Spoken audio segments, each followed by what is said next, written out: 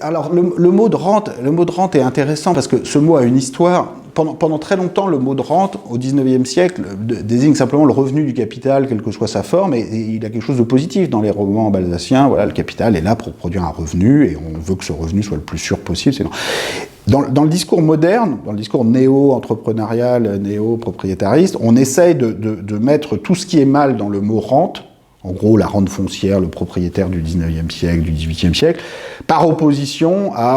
aux dividendes super dynamiques ou aux plus-values super dynamiques du start-uppers qui fait bénéficier la planète entière de ses bienfaits, de ses grandes innovations. Bon, tout ça, c'est très intéressant comme discours d'analyser, mais en pratique, ce qu'on constate, c'est que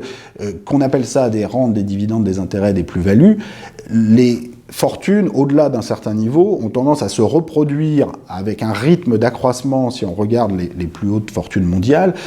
qui dépend plus, à partir d'un certain stade, de leur origine. C'est-à-dire, si on regarde les fortunes issues de L'Oréal, donc qui correspondent à une société créée il y a un siècle,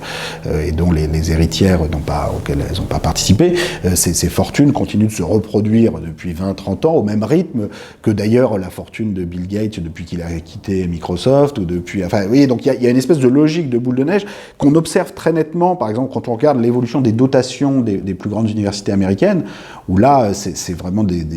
pures abstractions. C'est-à-dire que c'est géré par un conseil d'administration d'une fondation, c'est pas des grands entrepreneurs individuels qui font je sais pas quelle merveille avec cette fortune. Et on voit, quand on regarde les rendements de ces dotations, des effets de taille considérables. C'est-à-dire qu'en gros, les plus grosses obtiennent les rendements les plus élevés, et vous avez un écart entre les plus faibles dotations et les plus hautes qui s'accroît au cours du temps, parce que le système financier international, les opportunités de placement avec des produits financiers extrêmement sophistiqués, des dérivés d'actions, des dérivés de produits compliqués sur des matières premières, des swaps de matières premières, sont des produits à très haut rendement qui ne sont accessibles que pour des très gros portefeuilles. Et donc vous avez des logiques comme ça de reproduction de la fortune, donc qui sont des formes très nouvelles par rapport à des rentes